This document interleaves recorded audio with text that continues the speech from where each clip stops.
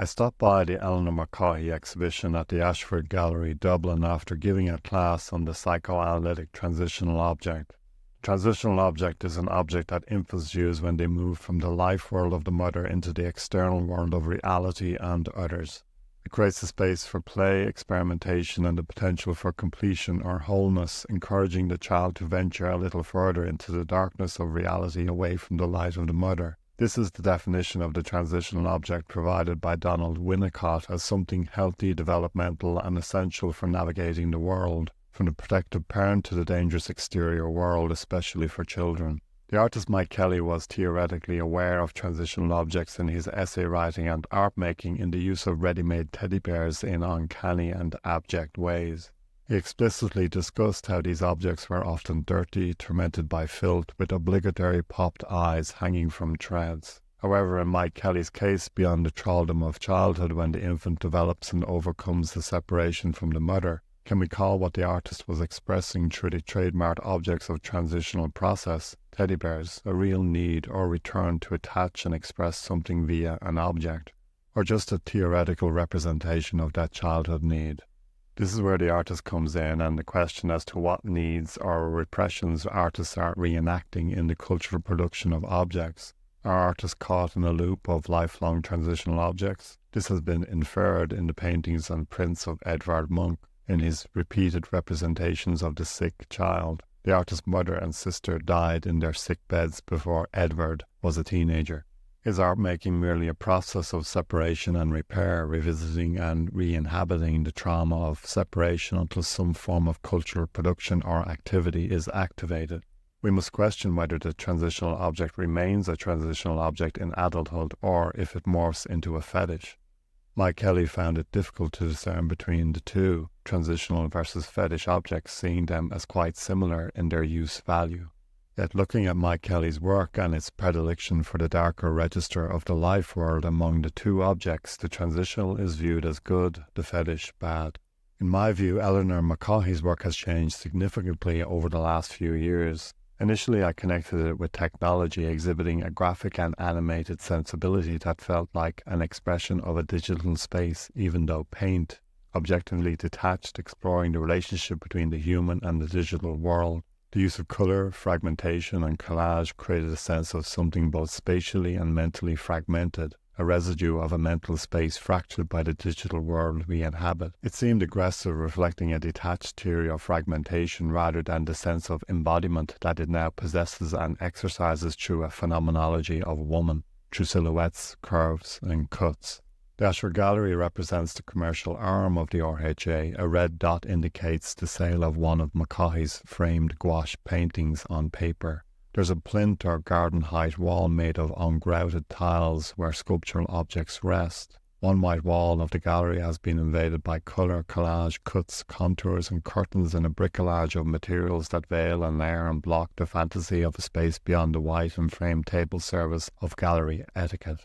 This includes a chiffon blind, transparent and pearlescent, recycled from a previous exhibition at the Complex Dublin. This layering of history and materials creates a cover story, culminating in the most uncanny cover story exhibited here, the curious carpet. There is no way to discern whether the carpet was conceived by the artist as an exhibition foil or by the RHA as a solution to a swept under the carpet issue with the original polished concrete underneath. Obviously there is something out of place about the carpet, invoking an office space in its stark grey complexion and tile composition, ugly yet cushioning the soles of the feet unlike the polished concrete floor before it. The carpet serves a purpose that is outside of aesthetics, as such that is neutral but not neutral at all in its associations. It affects the work greatly, much like the chiffon curtain affected mccaughey's work at the Complex. Without that curtain, the exhibition at the Complex would have become a space of scattershot art objects dispensed here and there, without the delineating corridors that help to frame and navigate us in what were moments within an experimental whole. What I'm left with is the carpet over everything else. If I imagine the Ashford Gallery with its usual polished concrete floor, this exhibition transforms into something you might see in a gallery off St. Mark's Square in Venice. High colour paintings with curvilinear sculptures set on plinths, bright lights with a piano pinging in the loud heat and mist of the Mediterranean. Commercial associations exist anyway in the Ashford. In a sense, this work resists the commercial via the very presence of the carpet, whether intentionally installed or not.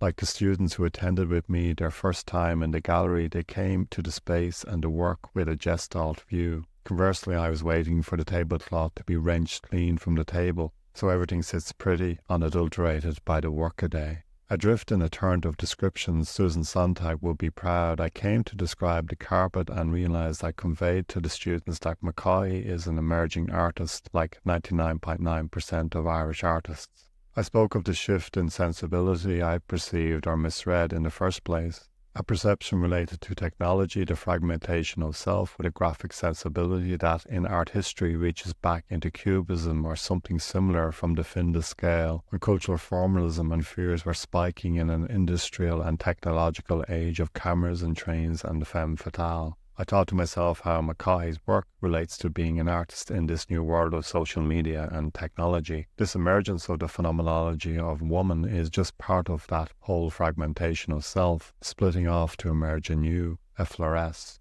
Then I correct myself after remembering, expecting artists who are unrepresented to exhibit in the Ashford, that Mackay is represented by a gallery in Dublin.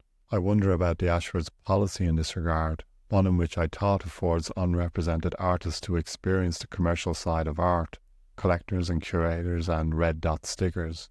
Yet Mackay only had her first solo exhibition at the commercial gallery in question in 2023, so the timeline between being selected to show at the Ashford may have run concurrently with gallery representation.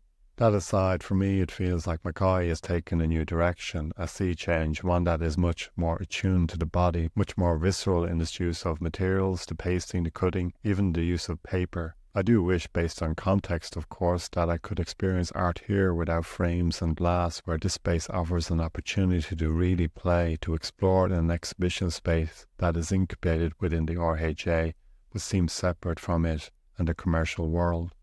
That separation is really on display here in Mackay's work because of the carpet. It sets a different mood, and I'm intrigued to know, but not know, whether the carpet, my experiential transitional object that I can't let go of, was intentional or merely a temporary solution to some unknown practical issue.